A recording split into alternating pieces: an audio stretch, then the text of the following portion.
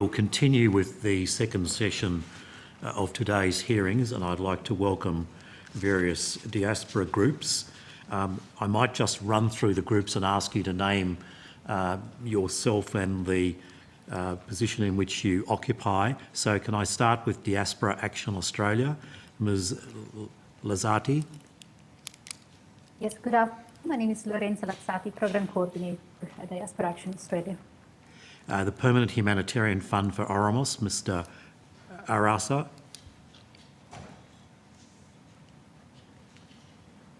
You're on mute, I think, Mr. Arasa. Hi, thank you, Mr. Chair.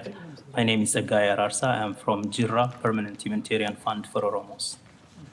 The Oromia Support Group Australia, Dr. Truman and Mr. Kufi.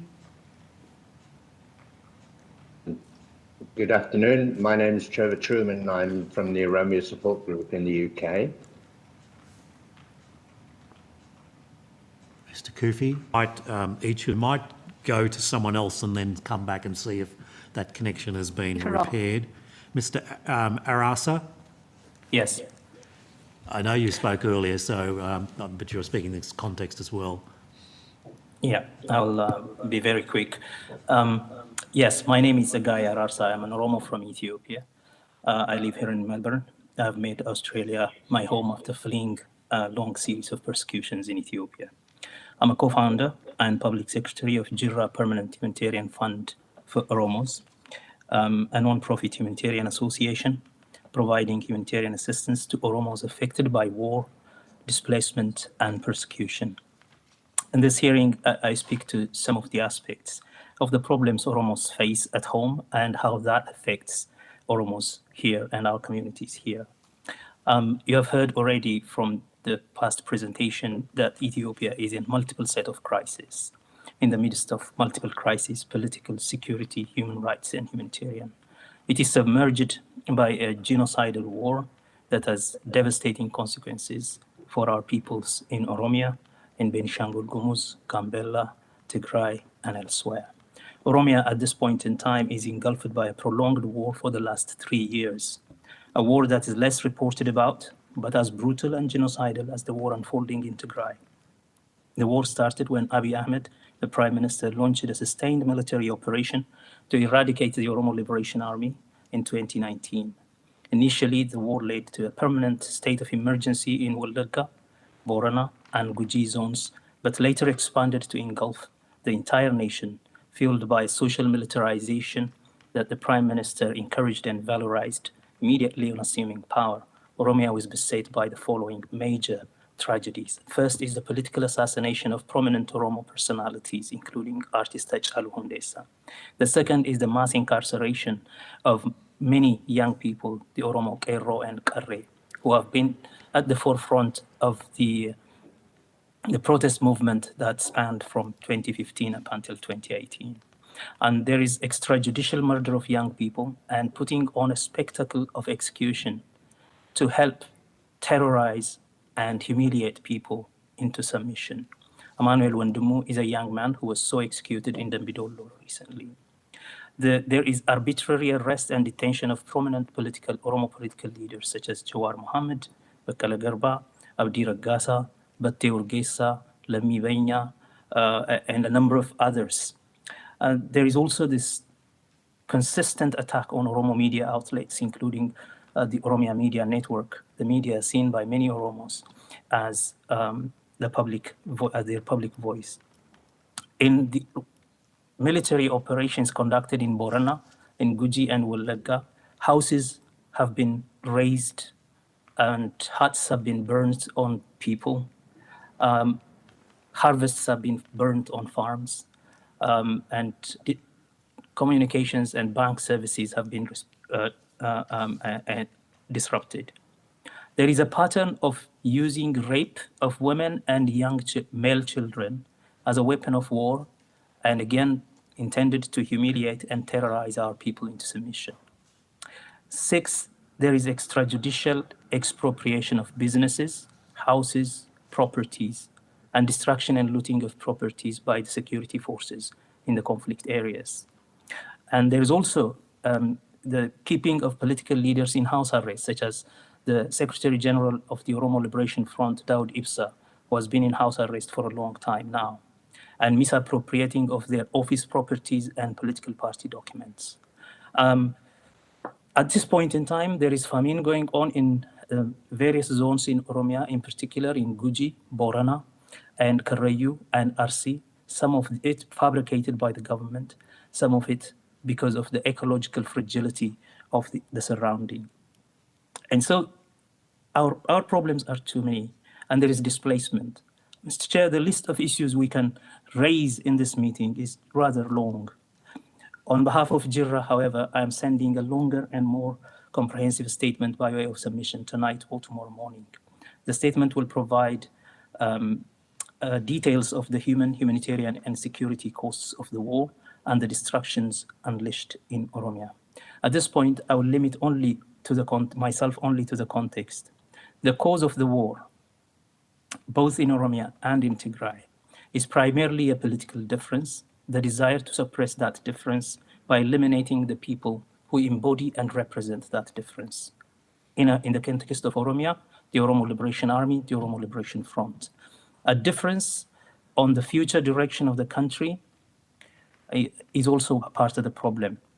As you know, the question for Oromos was, will Oromos enjoy genuine self-rule within the federal framework? And will they then exercise their constitutional right to self-determination? Or will they be subjected to another experiment to centralize power and repress expression of cultural difference and distinct identities? Unlike what many people assume, and the commentators earlier in the Tigray hearing session have pointed out, the prime minister of this genocidal regime, Prime Minister Abiy Ahmed, is not a reformist leading the way to a democratic future. He is a restorationist in my view, of the old imperial order, insisting on, quote unquote, making Ethiopia great again.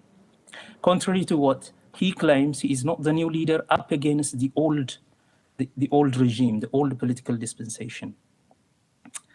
And he is part of the old EPRDF order, refusing the reform sought by the public and taking the country to a much older political dispensation of the imperial times. The Prime Minister's statements on several occasions indicated that his political mission is to save Ethiopia from Oromos. He reinforces the long-held Ethiopianist view that Oromos and the others of the Ethiopian state are a national security threat. The Prime Minister is wrongly lauded as a Nobel Peace Laureate because he, quote unquote, resolved the stalemate with Eritrea, when in fact his agreement with Eritrea was a secret war pact to form an alliance against Tigray and Oromia. To date, the content of the peace deal with Eritrea is unknown.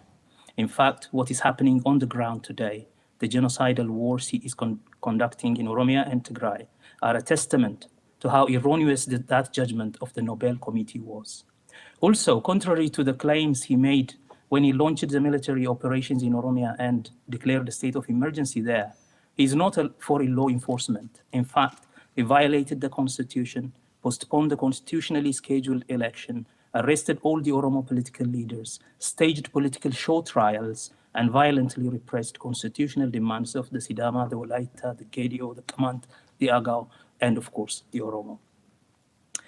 In the last few days alone, after declaring a nationwide state of emergency, he has launched a renewed mass arrest of Oromo and Tigrayan civilians, Oromo young people to be forcefully conscripted for war efforts in Tigray.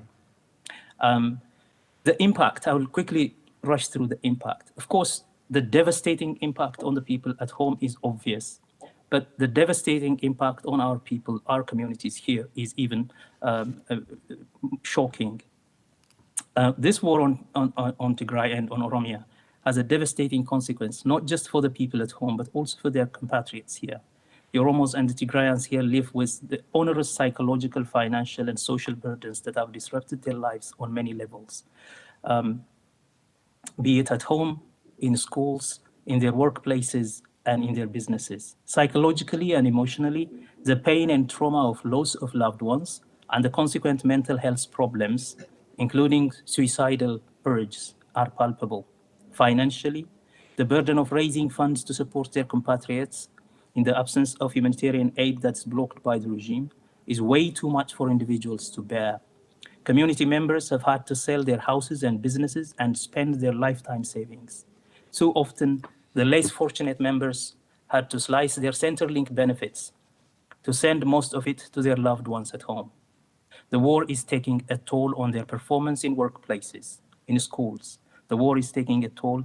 It affects their working hours as they are too busy organizing fundraising or protests or organizing protests to advocate and speak out for the people, or to support those whose lives are in tatters because of the loss of immediate family members. And socially, their children bear the burden of attentive parents. I myself am a parent, a single father to a son.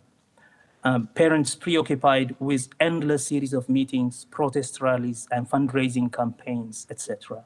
Needless to say, it takes an egregious toll on all of us here.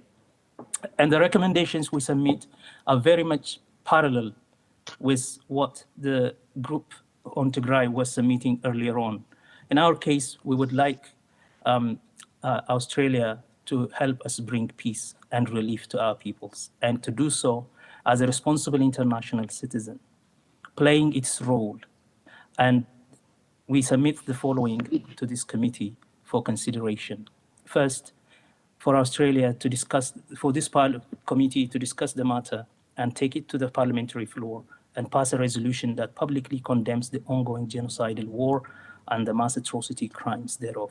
And second, to put a diplomatic pressure on the regime using bilateral and multilateral sites of engagement to stop the war and start seeking a negotiated settlement, to decriminalize its adversaries and lift the proscription of OLA, OLF, and TDF as terrorist organizations, to allow unfettered access to humanitarian aid, to release all political prisoners and detainees kept in known and unknown detention centers, to conduct an international investigation of the crimes in Guji, Borana, Wolaga, and everywhere else, because these have been documented by Human Rights Watch and various other international human rights institutions, so that perpetrators of atrocious crimes such as genocide, ethnic cleansing, war crimes, crimes against humanity are all held accountable.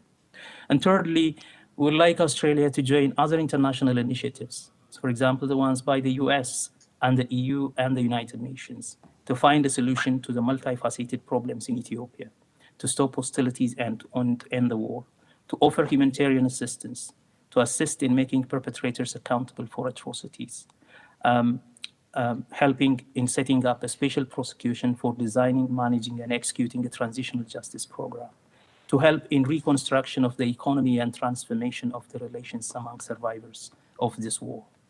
Apart from what Australia does and ought to do on the international plane, we believe that domestically here in Australia ought to pay attention to the specific needs of the Oromo communities here. In particular, we would like the Parliament to alert and direct government departments such as the DHS to these specific impacts of war, trauma, and mental health needs, mental health challenges, as they make services available for members of these communities. And finally, we would like this committee to consider strengthening the support system for their businesses, finances, families, and mental health needs. I thank you. Thank you. Dr. Truman or Mr. Kufi?